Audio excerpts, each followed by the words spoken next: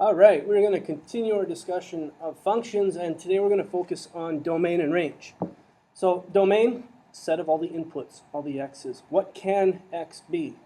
Range, set of all the y's. What outputs are we going to get from our function machine?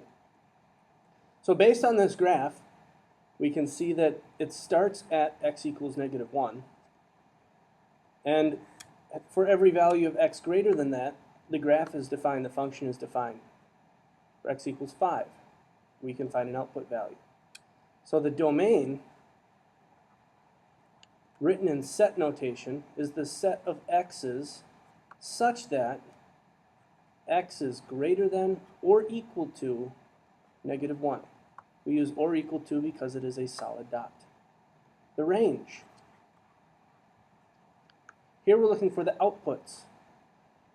This graph starts out at -3, sorry. So all that stuff down there we don't care about. The graph doesn't go down there. The function does not exist lower than -3. And this graph goes up forever. So we say that the range would be the set of all y's such that y is greater than or equal to -3. And if your squiggly brackets aren't real pretty, that's okay. So let's look at a couple of more examples. So we have a parabola type thing.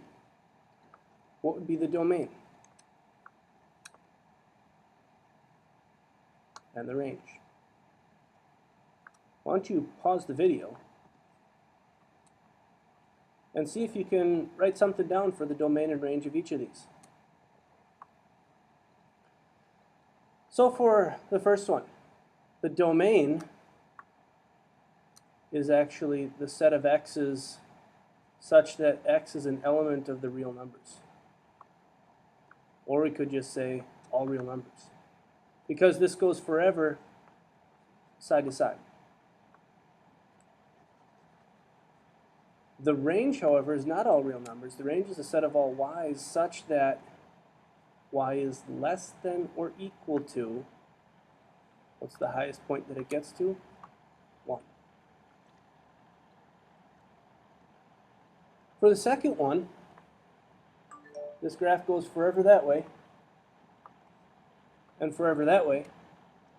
So is it all real numbers? Well, no, because there is a vertical asymptote at x equals 2. So this is the set of all x's such that x does not equal 2. And the y's. We go up forever, we go down forever, but there's a horizontal asymptote at y equals 1. So this is the set of all y's such that y does not equal 1. We're stating what x can or can't be. Sometimes it's easier to say what it can't be. Sometimes it's easier to say what it is going to be. Just to clarify on some notation, open dots mean not included. And when we talk about in between two things, we write the x between the two values.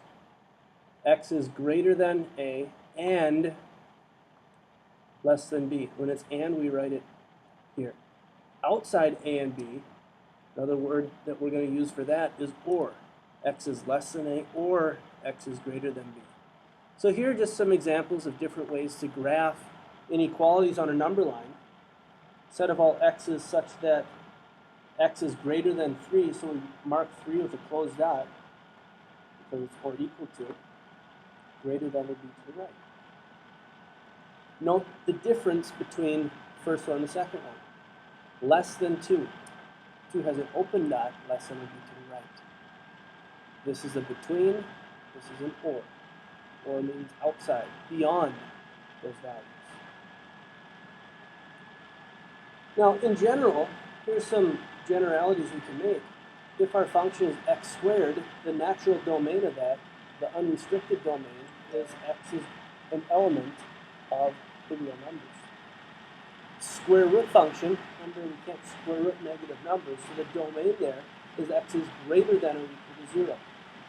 A rational function, what can't we have here? We can't have x equaling 0.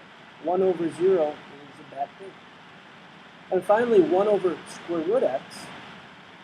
Well, we can't have 0 in the bottom, and we can't have negatives in the bottom either because of the square root. So the domain is x is greater than 0.